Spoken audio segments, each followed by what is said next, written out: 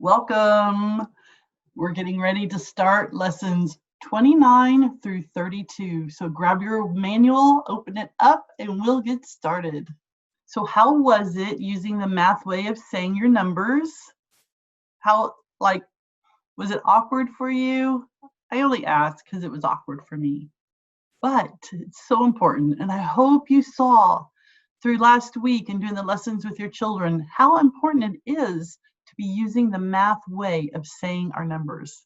So let's see what materials you're going to need for this week.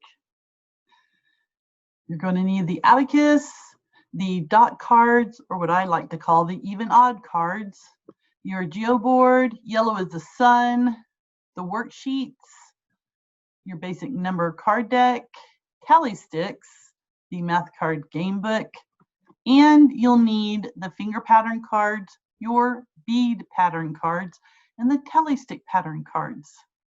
Lesson 29 is about patterns on the geoboard. And if you look in the warm-up, you're going to see there's a lot of different activities you can do.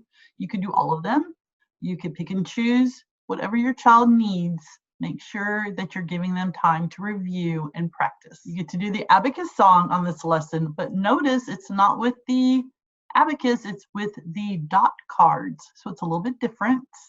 I think the lesson on the geoboards and the patterning and it's showing how to do it is pretty self-explanatory. I'm not going to take the time to go over that. I think you could look at that and figure it out yourself. But I do want to show you when you're using your geoboard. So here's the geoboard. I have a lot of different rubber bands. Now, I know they send you the plain, boring brown rubber bands because those last longer.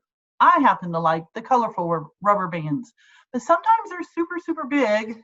So this is kind of like a big rubber band if you need a small square. So what you could do is you put it on and then you're going to have to twist it. So it's not always the easiest thing to do. But if you need to, and I would recommend that this is more for you, the parent, if you need to use up the bigger ones and then let your children use the smaller ones. And then there's two, so you do one, then they're going to mimic it on their geoboard. So there's a lot of learning here, not only with our dexterity and getting the rubber bands to fit on the peg, but also being able to look and see and then copy it. We are now in the 30s. We're going to be working on writing the number 9 and number sequencing in this lesson. At the bottom of the worksheet where it says numbers in order, you're going to need a set of the basic number cards, just numbers 1 through 9, one of each number, as well as your abacus. All the child's going to do is they're going to look for cards in order. So they're going to see number 1, they find it, they're going to enter a bead because that's 1. Now it's next, 2. They're going to enter 2, and so forth. You keep going. Here's 3. We're going to enter another bead because we have 3. So they'll continue this till they're finished through 10. I would like to address the explanation for the teacher that's to the right in this activity where it says, if necessary, tell your child not to look at the bottom number because it's upside down. Now look, with the 1, doesn't matter, it's the same way. However, we get to a 5 or other numbers, you can see this is the top, it looks normal, now it's upside down. For some children, that could be a struggle, if need be, because I don't know about y'all, but when you tell someone, don't do it, don't look at the numbers upside down, guess what I'm going to do? I want to look at the numbers upside down.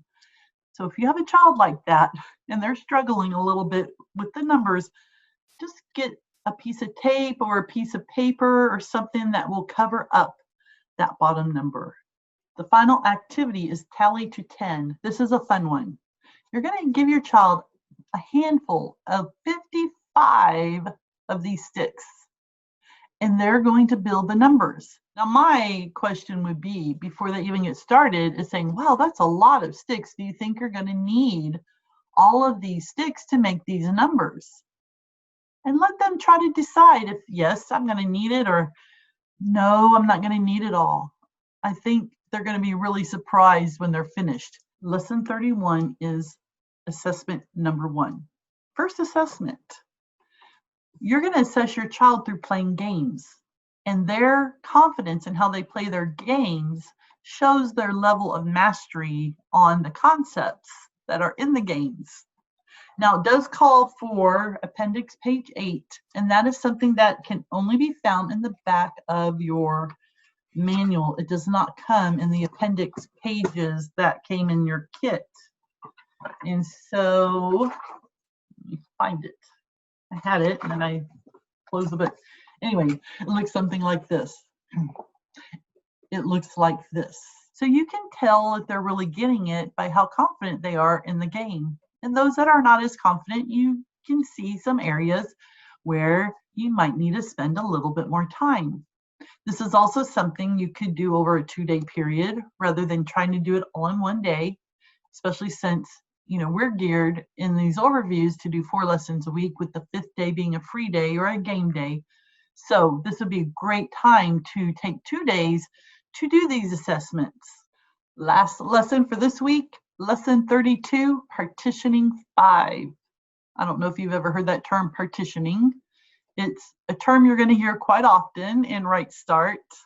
And all it means is we're going to take a number apart.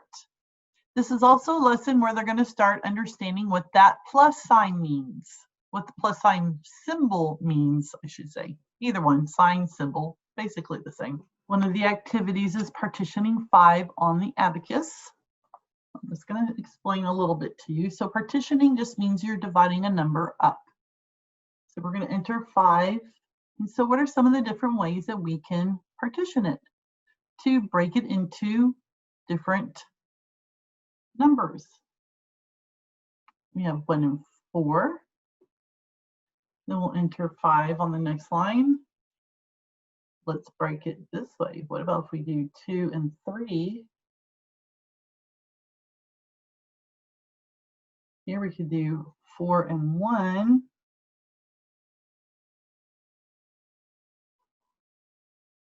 Here we could do that. We did that one. How about this? 3 and 2.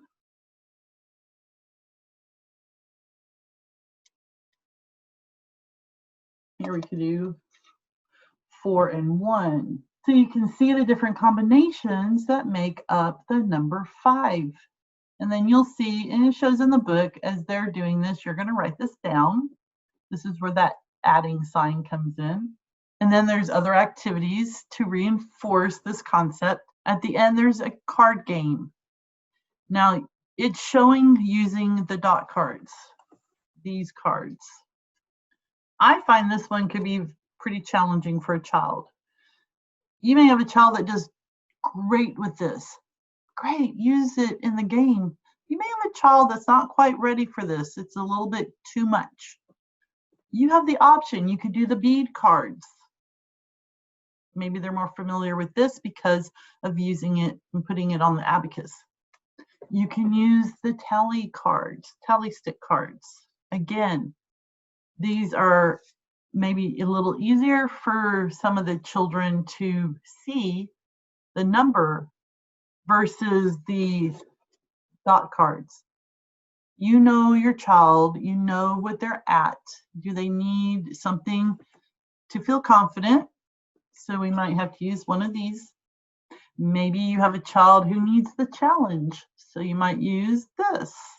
It's really up to you and your child. We're done. We completed this week of overview lessons. I'm excited. There's some fun activities in here, like the tally to 10.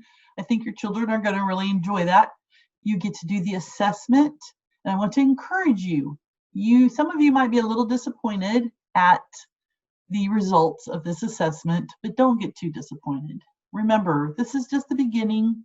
They're going to have more review. You're going to be going over these concepts. You have that 5th day. Enjoy the time with your children this week. Have fun with math.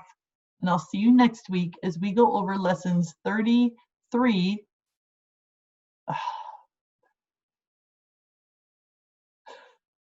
Oh my gosh. 33 through 38. Until then.